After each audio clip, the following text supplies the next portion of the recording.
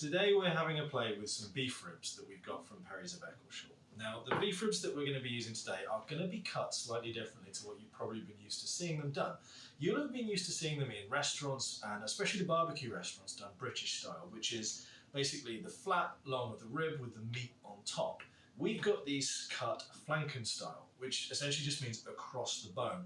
If you go to Korean barbecue restaurants or more traditional faraway joints, you might see them cut this way, in which you've got the bones running through the meat, and then you've got the meat itself sort of sitting in between each bone, as you would if you were to look at the ribs within the animal from the sideways cut through. So what that does is it lends them to a slightly different style of cooking. This sort of British cut with the meat on top has a lot more of the connective tissue and the sinew between it and the bone. It lends itself to very slow cooking where that can render out and draw out the beefy flavours. So you'll generally see that cut low and slow on a barbecue, smoked or braised for a long period of time. These, because of how they're cut and because of how the meat is more exposed and you've got that delicious, more tender rib meat, takes on the rubs really well that you use and lends itself to a lot more cooking over the grill, you know, the barbecuing that people are traditionally used to in this country.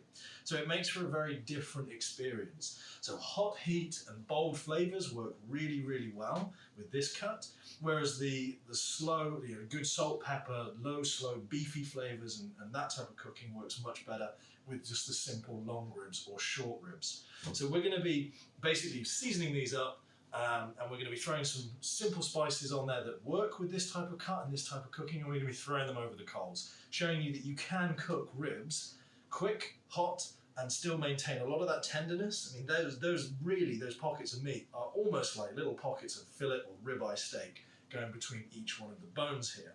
So this will be absolutely delicious. We're looking forward to this because this is one cut that you don't commonly get.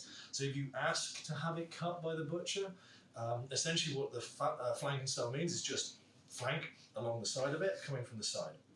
So what we're seasoning with for these ribs is a little bit of coriander leaf, a little bit of pepper, salt, garlic granules and onion granules. I like to do all of my rubs very dry when I'm doing barbecue stuff, when I'm doing anything on the grill, because I like to control what sort of moisture I'm adding to it, and I like to just do dry rubs. We've got two different tastes which we're cooking for today. So one of them is going to be significantly less peppery with the rub than the other one. So it's very simple to just keep some pepper to the side and increase the strength of the rubs. With ribs, I like to start off with paprika dusting. It gets into the meat nicely, it gives it a nice colour, although you can't see a huge amount of the colour with beef.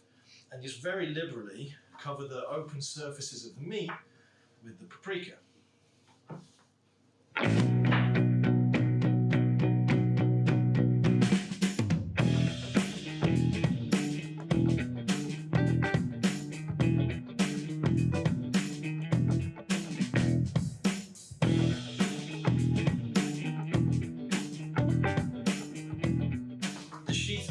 Basically that runs between, it protects the internal organs from the muscle and from the bone, so you tend to have the muscles connected with this connective tissue, this protective sheath that goes around it, so that's just a muscle from another part which would have another job, not related necessarily to the expansion and contraction of the ribs.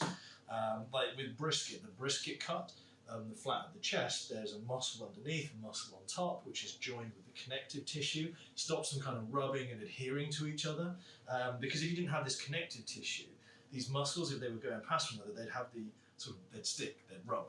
So that keeps everything nice and smooth so they can do their job of contracting, expanding and moving. Because that's what muscle tissue is, it's basically like stretchy, contractive tissue.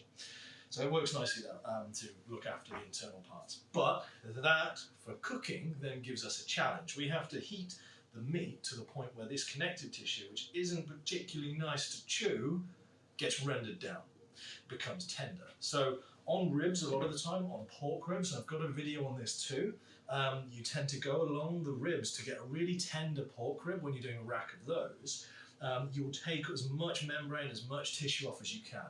The less that there's there, the better the bite through comes. So you have a rib that you can bite and just pull the meat straight off. Brilliant. If that happens to come with a load of connective tissue, your experience with the ribs is way lower. So that's important as well. But yeah, in this case, it's just more muscle tissue. We could cut that off. If we were presenting this, if we wanted this to be something really sexy that we were giving to somebody to really show off, we could take all of this off and we could just leave as much bone as possible with none of this tissue. And you'd still have this like good chunk of meat, good chunk of meat, good chunk of meat with all this taken off. When we come to eat this ourselves, we are going to have to do a bit more work with our knives and forks, but this is home food. This is not going on a plate on a restaurant. This is going to be fed to us, and you know, the dogs will get those bits when they're cooked. We could cut them off and give them to the dogs now, but you know, it's personal preference as to how much you trim this meat off. So in times when I'm going to be teaching people how to prepare these like properly, we would go through every aspect of that, cutting off the excess. And it's a very wasteful process to bring like this piece of meat to a restaurant table is pretty wasteful, because we would be cutting off this here because there's membrane running between there, tissue running between there, so that would go. This would go along here, all of this would go. We'd probably look at this and go, right, we're going to chop it off here and just leave 1, 2, 3, 4 ribs where the fattest part of the meat is. And that is what would make it to the table with that cut off as well in front of a person. So you would get served 1, 2, 3, 4.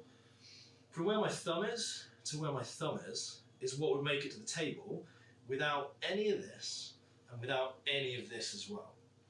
Because that is what people are going to want to eat. Yeah, that's what you're going to want put down on your table, piping hot, smelling amazing, with all your side dressings around it. So making good food is one thing, but making food which is really presentable and looks ace on the table is another. So what we're doing today is we're going to make all of this. The chewy bits, the tender bits, everything. But yeah, that's sort of why food looks so different on a restaurant plate to why it looks the same at home. You've got a lot more to consider. Like when I give this to my mate Luke, he's not going to be upset that he's got a bit of extra meat on the side with some membrane holding it together. He's just going to rip it off and eat it. You know? And that's what happens. This is food you're serving for yourself, not put on a table at a restaurant. With that said, it's probably time that this gets put on the fire.